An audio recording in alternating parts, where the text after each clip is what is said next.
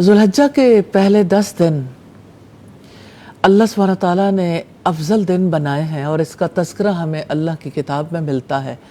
والفجر ولیال عشر، قسم ہے فجر کی اور 10 راتوں کی۔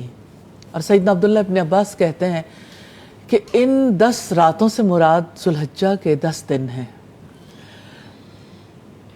حج والا مہینہ ذوالحجہ، جس میں حاجی حج کرنے کے لیے پہنچتے ہیں، گو کہ حاجی تو مناسک حج ادا کرتے ہیں، لیکن اصل میں یہ تمام مسلمانوں کے لیے، پوری دنیا کے انسانوں کے لیے یادوں کا مہینہ ہے۔ سبحان اللہ۔ اور اللہ سبحانہ تعالیٰ نے ان یادوں کے دنوں کو سب سے افضل قرار دیا ہے۔ اور استاد یہ یادیں کس کی ہیں؟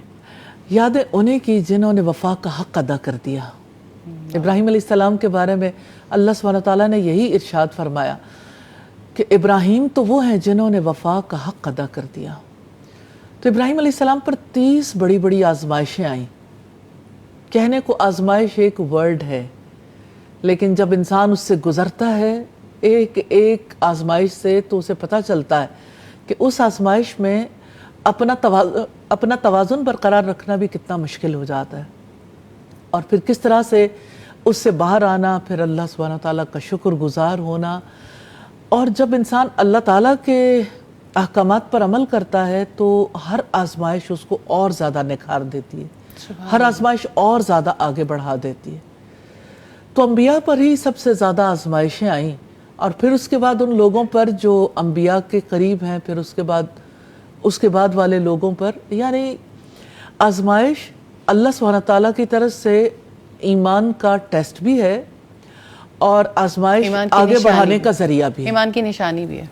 جی بالکل، کیونکہ 30 آزمائشوں کا تو مطلب ہے کہ ساری زندگی آزمائشوں میں ہی گزر گئی۔ ساری زندگی آزمائشوں اور میں ہمارے یہاں تو کسی کے اوپر آزمائش آ جائے تو کہتے ہیں ضرور اس کا کوئی کرنا اس کے آگے آ گیا ہوگا۔ اصل میں جہالت کا تو کوئی توڑ نہیں ہے نا۔ جی بالکل، جیسے کہتے ہیں نا کہ وہم کا علاج لقمان حکیم کے پاس بھی نہیں ہے۔ بالکل۔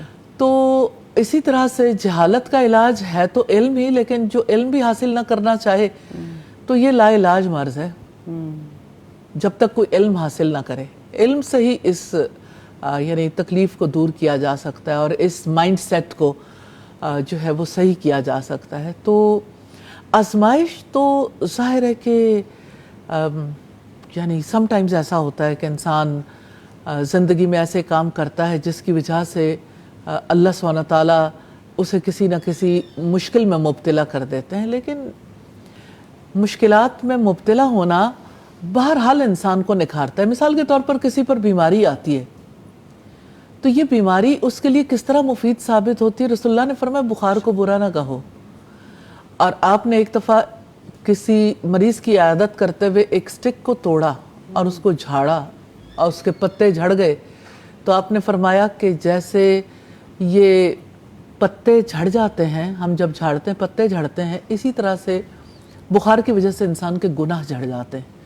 تو آزمائشیں تو انسان کو پاک کرنے کے لیے، آزمائشیں تو آگے بڑھانے کے لیے آتے ہیں۔ ابراہیم علیہ السلام پر 30 بڑی آزمائشیں آئیں، اور استاد پھر آزمائشیں آئیں اور انسان اللہ تعالیٰ کے احکامات پر چلے تو پھر، اور اللہ تعالیٰ کو راضی کرنے کے کام کریں تو اتنا بڑا اجر ہے۔ بالکل بالکل۔ اور آپ دیکھیں کہ اللہ سبحانہ تعالیٰ نے انہیں اپنا خلیل بنایا، یعنی سٹیپ بائی سٹیپ آگے بڑھایا، اور پھر کس طرح سے اتنا بڑا درجہ عطا کیا۔ تو ابراہیم علیہ السلام کی آزمائش تو بچپن سے ہی شروع ہو گئی تھی، جیسے یعنی جب انہوں نے بتوں کو توڑا تھا اور بڑے بت پہ کلہاڑا رکھ دیا تھا، اور پھر کس طرح سے یعنی ساری سوسائٹی نے اور وقت کے بادشاہ نے بھی طے کیا تھا کہ انہیں آگ میں جلا ڈالیں۔ تو اگر آزمائش تھی ایک طرف، تو دوسری طرف ساری دنیا کے لیے کتنی بڑی نشانی بنا دی۔ اور اگر ابراہیم علیہ السلام کو یعنی یہ آزمائش پیش نہ آتی تو ابراہیم علیہ السلام تو عراقی میں ہوتے، جی، پھر مکہ تک جانے کا سفر بھی نہ ہوتا، اور حج کے یہ مناسک بھی نہ ہوتے، اور پھر ظاہر ہے ہمارا یہ حج کا سلسلہ، یہ یادوں کا سلسلہ، عشرہ ذوالحجہ کا سلسلہ ایک آگ سے جڑا ہوا ہے۔ سبحان اللہ۔ وہ آگ جس میں ابراہیم علیہ السلام کو جلانا تھا، اور وہ آگ ٹھنڈی ہو گئی تھی۔ اس آگ کے باعث اللہ سبحانہ تعالیٰ نے یہ ممکن بنایا کہ ابراہیم علیہ السلام وہاں سے نکلیں اور نکل کر مصر تک پہنچے اور مصر میں جا کے ایک اور آزمائش میں مبتلا ہو جائے. اور اگر ایک بادشاہ سے یعنی اس کے یعنی جال سے نکلے تھے تو دوسرے بادشاہ کے جال میں جا پھنسے. بظاہر تو پھنستا ہی لگتا ہے نا, لیکن اللہ سبحانہ تعالیٰ کی تقدیر دھیرے دھیرے کسی اور مقام کی طرف لے جا رہی تھی.